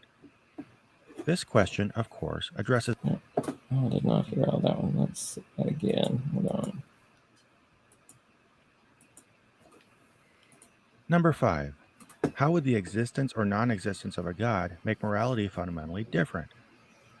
This question, of course, addresses moral arguments for God, as well as the often repeated assertion that, say it with me, everybody, without God, we have no basis for morality. Somehow, a lot of Christians think that the very concept of morality hinges on God's existence. But if you look at what morality actually is, a concept of right or wrong behavior, and start seriously pondering what makes things right or wrong, you have to start wondering how the existence of a higher being has anything to do with it. In the end, acting morally, doing the right thing, doing what you ought, or however you want to phrase it, boils down to deferring immediate gratification for your long-term good and the good of those around you. That's Seriously. that is highly controversial. he's talking about hedonism. He's not, which is an easily disprovable moral theory. That's highly questionable, and I doubt he's going to offer any sort of evidence or supporting arguments for his position either. Well, let's find out. Try to think of any defensible concept of morality that doesn't in the end come down to that, or at least something similar. When people think God's involved in this, it's for a couple main reasons. First, he has greater insights into the consequences of our actions, and thus is better. Okay, he said something like think about morality for a few. Okay, can you go back because he said something there that we could address real quick. Or at least something similar. When people think God's involved in this, it's for a couple. Okay. Yeah, a little bit further. Yeah. In the end, acting morally, doing the right thing, doing what you ought, or however you want to phrase it, boils down to deferring immediate gratification for your long-term good and the good of those around you. Seriously, try to think of any defensible concept of morality that doesn't in the end come down to that. Okay, pause. Deontology for one, virtue ethics for another, utilitarianism I think would probably not either, because utilitarianism is consequence based, but it's more about the greatest amount of good for the greatest number of people. So, which might mean you lose out on that deal. So yeah, there are a number of ethical theories which don't conform to his novel idea of what morality should be. Because, for example, deontology would say that things are right and wrong just based on the nature of the act itself. So that if something, for example, I could rob a bank, and that would work toward my long term. That would benefit me in the long term. I forget how he phrased it exactly, but robbing a bank would be ethical under his point of view. But Right. under deontology or virtue ethics, it would be in utilitarianism too, because the money you rob from a bank is taking money away from the people who put the money in the bank. So you're harming more people than you're helping, which is yourself.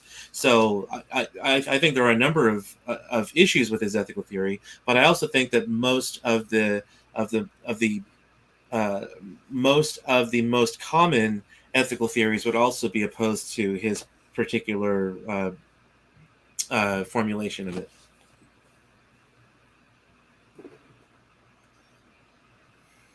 Or at least something similar. When people think God's involved in this, it's for a couple main reasons. First, he has greater insights into the consequences of our actions, and thus is better prepared than a human ever could be to instruct us in how to behave morally. Also, he's like super strong and can enforce moral behavior. And while I guess such a being might be handy, all it would be doing is helping us navigate issues that would still exist in a godless universe. It would be doing nothing to define morality, or even to have any impact whatsoever on what morality is. Second, of course, is the idea that God defines morality. Basically, morality, by definition, is whatever is in God's nature. Of course, all this does is shift the definition of morality from uh, any actual intelligible concept to the preferences of another being. The problem with this is that God's nature would either 1. Be such that his preferences align with the constructive, empathetic behaviors we associate with morality, or 2. Be indifferent to or even set in opposition to those behaviors, meaning he'd be what we consider cruel or uncaring. If it's number 1, it's just by coincidence, and if it's number 2, he wouldn't be moral in any useful sense of the word. That's okay. Okay, yeah, a lot of problems with what he just said.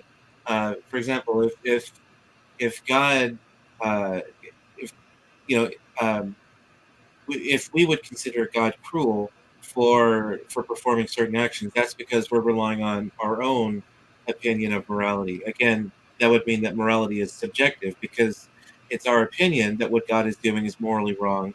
But if morality is grounded in God's moral character, which Christians would say that it is, then if you think God is doing something cruel, it's your sense of morality that is askew. God isn't actually doing something cruel, but you disagree with what God is doing. And it doesn't really make sense to believe that if God exists, he would always agree with us in everything. Because obviously there are a lot of people who have disagreements. You know, Prophet of Zod would probably think it cruel that we consider homosexual acts to be sinful. Uh, you know, uh, Emotionally, we might want to affirm homosexuals because we don't want to be mean or hurt anybody. But if this is morality that's grounded in God's character, if there is a specific way that sexuality ought to be observed, then any deviation from that would be immoral, and we couldn't we wouldn't be right to oppose that just because emotionally we don't want to hurt anyone's feelings. So this whole he's really got this backward, that if God exists and if morality is grounded in God's essential nature, then if you think that God is cruel for acting within the bounds of his nature, then you're the one who's in error, not God.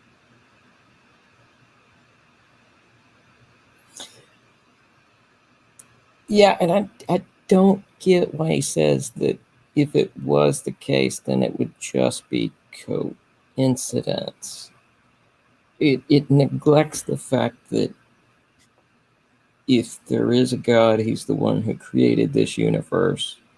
Therefore, the universe is going to be in such a way that it conforms to what the image he's created it in. So if we have moral intuitions, they would be those that would line up with the creator. The creator would have made it in such a way that they lined up. Could have made us completely morally ignorant, I guess. But in doing so, then we really wouldn't have any idea of morality. if I may step in. Dive in, Joe. Okay, I was just making sure my mic was working and you could hear me. Actually, I can't speak for Kate, but I can hear you. I can hear you. All right, so yeah, I just lost connection. I was hoping I wasn't breaking up again. All right, so one of the things that this is belied by, at least I can't generalize his argument to all atheists, but Joel's trying to leave us in suspense. Joel's a self-fulfilling prophecy at this point. Yeah. And he's back. Welcome back, Joel. Hi there. Let me see if I can possibly charge through my point really quick. Go for it. The most common argument made by atheists is the argument from evil. So that even atheists assume that if there was a God, he would be the kind of thing which would act morally. And of course, if you're saying that there is morality against which to judge God's behavior, with or without God, then you are saying that there is the standard of morality, and that God's nature would necessarily have to conform to that reality. Another thing that you get from the new atheism especially was that it was very condemnatory towards religion by essentially stating that religion is itself immoral. And that then you have books like, how religion poisons everything, God is not good, kind of thing.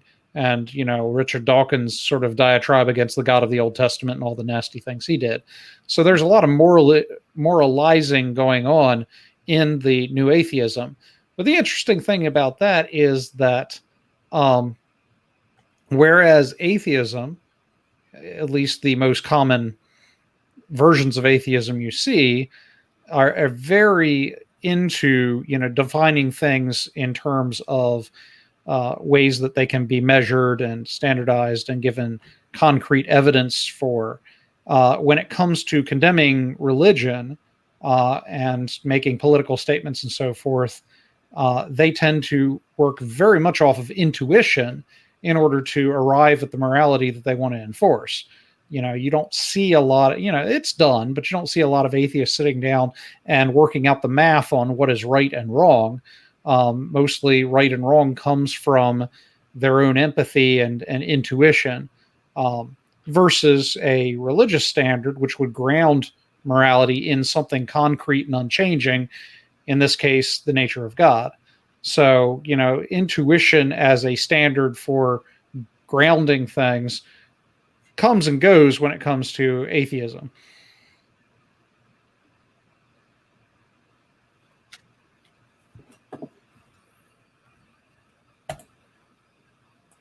So either way, we have an idea of morality that's separate from God, that he doesn't define, and that would exist in a universe with or without him. I guess in the end we run into Euthyphro dilemma type stuff.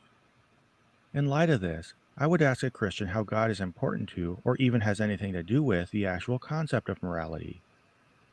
If he's an enforcer, humans can be too. If we're obligated to God, we can be equally, and just as objectively, don't even get me started on that word, obligated to other humans. If he's an exemplar, humans can be too, though to lesser degrees, and the degree to which you exemplify an outside concept does not make that concept dependent on you. Pause real quick.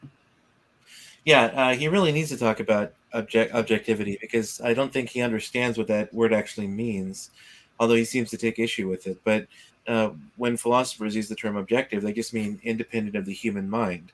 So regarding morality, morality is either subjective, which is subject dependent on the person or the society, or it's objective, which is independent of human opinion.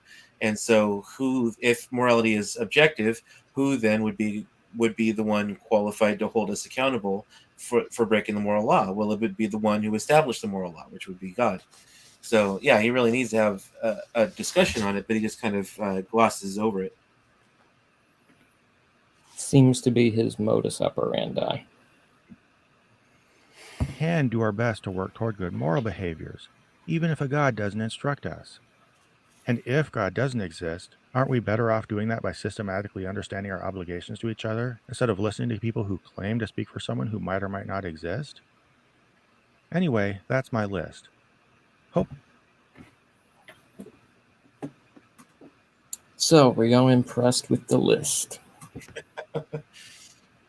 Nope, Joel just stormed off. Yeah, he got so mad he just left. Let me see. I'm going to go ahead and play and see if he says anything else on this clip or if it's just his typical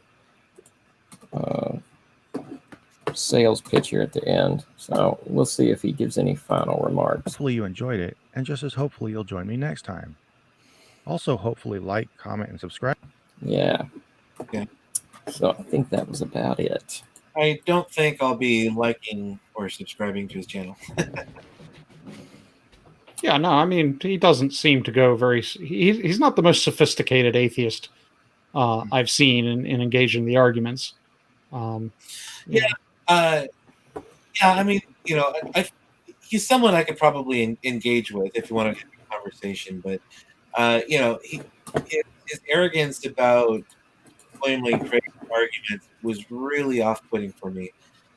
Calling Craig's arguments embarrassing and things like that when he's the one who clearly doesn't understand the arguments or why Christians would defend them. So that was really off-putting for me. Like we said, if you want to convince people, you need to be amicable. And saying that someone is making embarrassing arguments, especially an academic philosopher, is not the best way to do that. And I'm not exempting myself from this either. I mean, I've had times where I was too harsh to someone who's a critic of my position, and that's to my shame.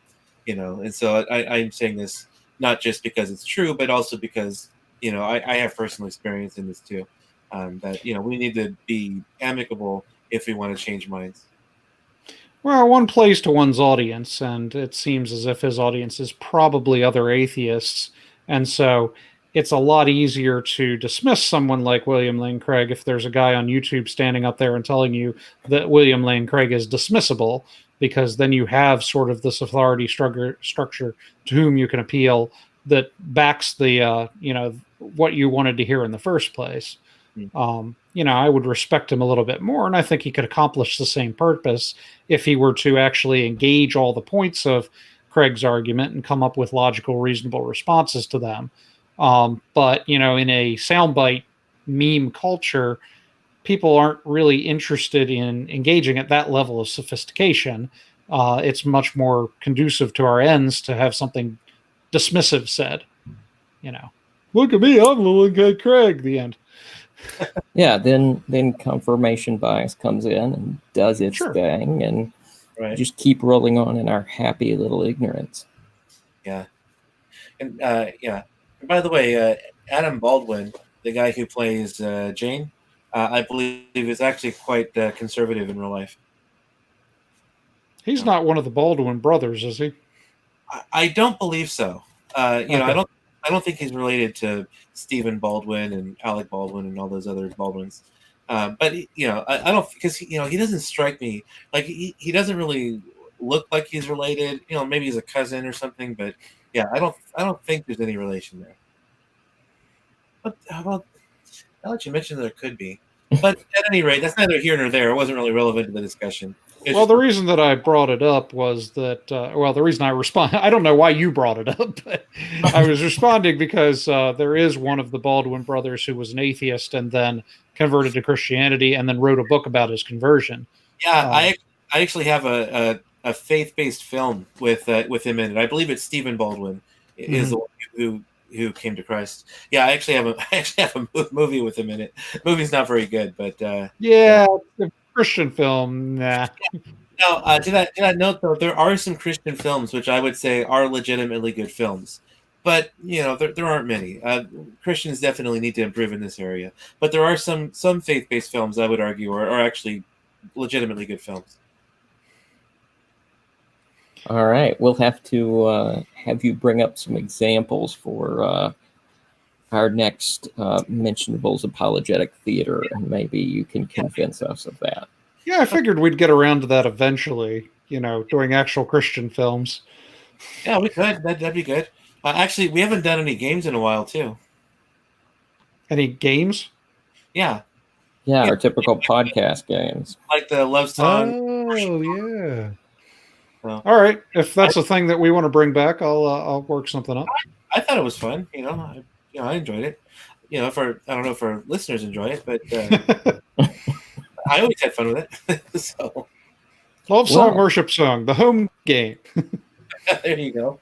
Yeah. Well, on that note, if listeners do want to see that come back or have ideas for content or films you would like us to comment on and go through as we did with Contact and Paul and The Arrival, then be sure to comment down below. Let us know what you want to see, what you thought of this episode, and all of the above.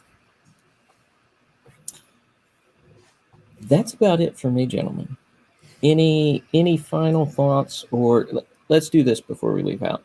On a scale of 1 to 10, with 1 being utter trash and 10 being absolute internet brilliance, where are we going to rank the Prophet of Zod today? Based on the single video, I'd put him at about a 4, I think, probably.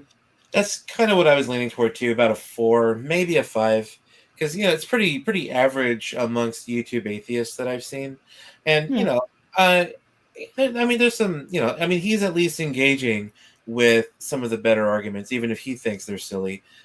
So he wasn't at least he wasn't going after like the lowest hanging fruit of Christian apologists. So that's something, Yeah, he wasn't,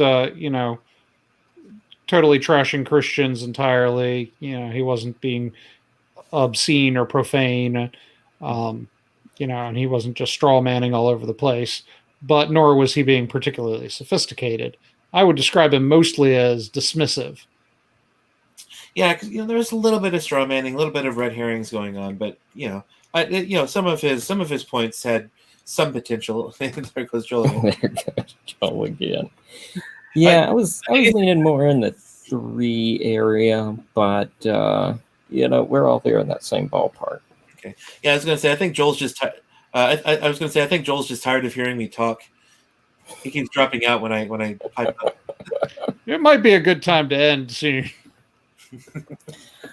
All right. Well, on that note, be sure to click subscribe, click the notification bell, and like I said, comment. Let us know what you want to see next time. So we hope you've enjoyed this response, and that's it for tonight.